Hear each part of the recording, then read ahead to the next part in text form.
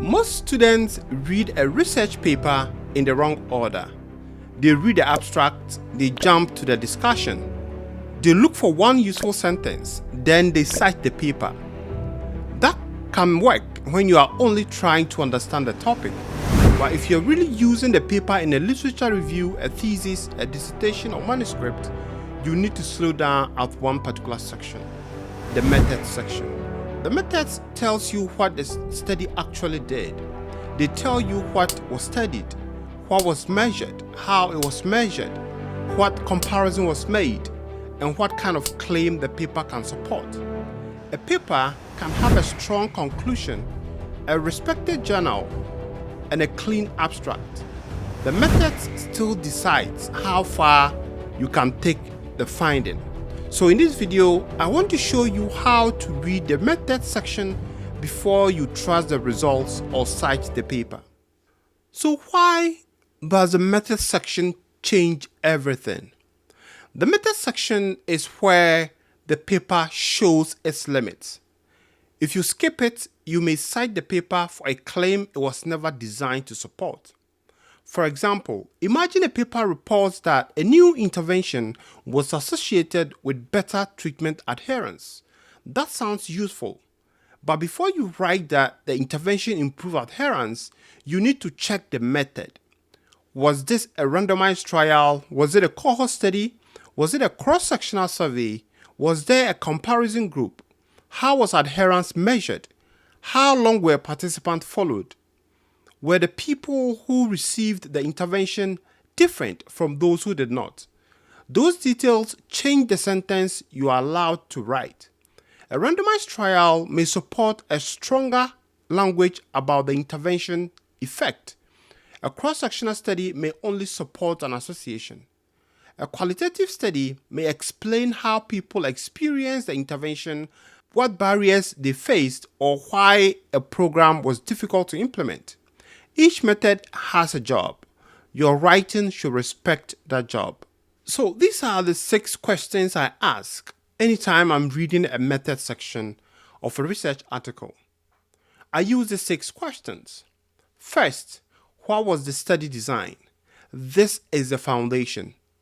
Was it a trial, a cohort study, a case control study, a cross-sectional study, a qualitative study, mixed methods, a modeling, or a systematic review?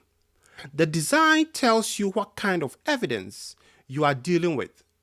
Second, what was included? Look at the population. Were they adults, children, pregnant women, health workers, patients, caregivers? Which district, hospitals, schools, or counties?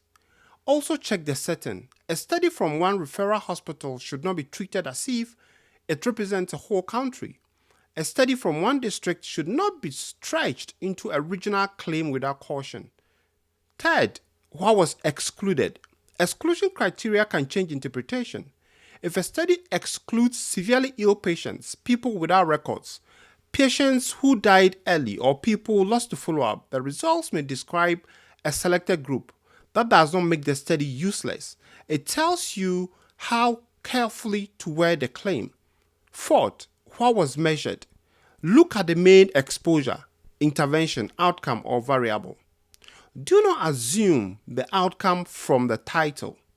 A paper may talk about vaccine uptake, but measure intention to vaccinate. It may talk about disease burden, but measure hospital admissions. It may talk about mortality, but use facility deaths rather than community death. Measurement changes meaning. Fifth, how was it measured? This is where many weak citations begin.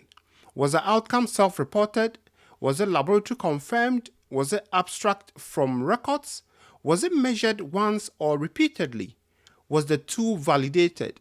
If the measurement is weak, your sentence should be careful. Sixth, what comparison or analysis was used? A result usually means something because it is compared against something else.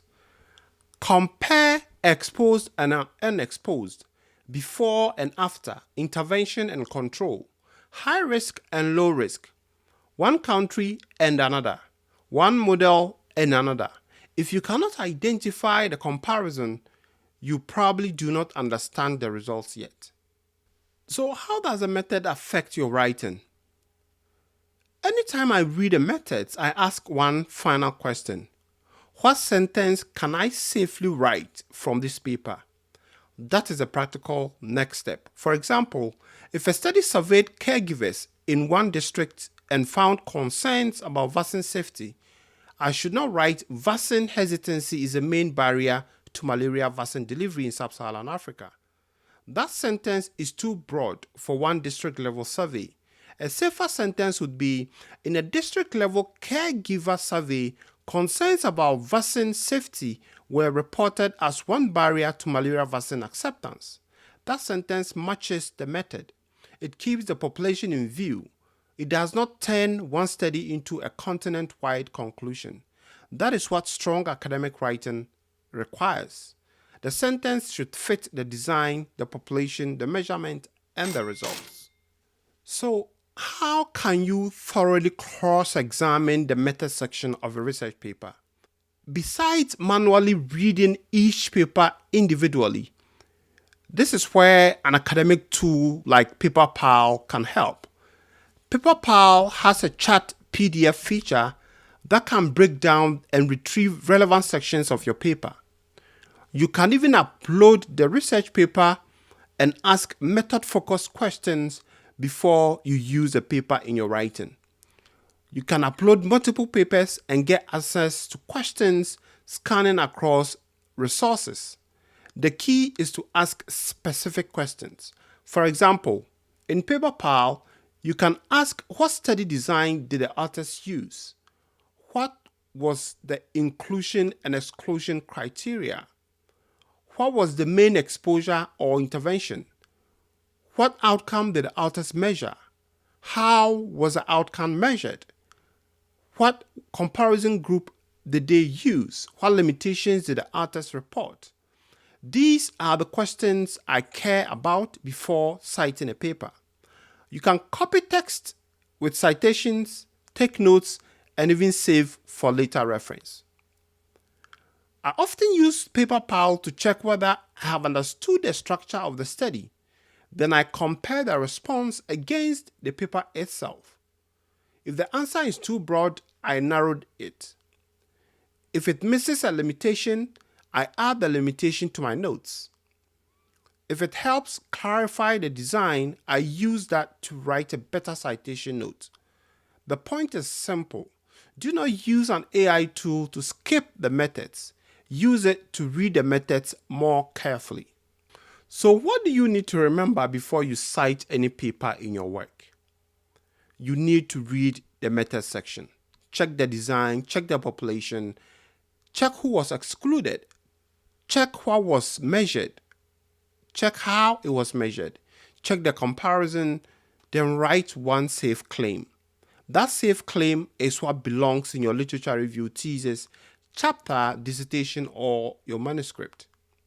And if you're using an AI tool to assist your reading, use it as a reading assistant. Upload the paper, ask a method-focused question, compare answers against the paper, then write your own citation note.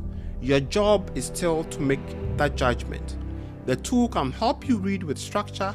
It cannot decide what your argument should say. If you want to try Paperpal, they provided a discount code for this community. Use BANDA30 for 30% off. I'll leave the link in the description below. Until next time, I'll see you in the next one.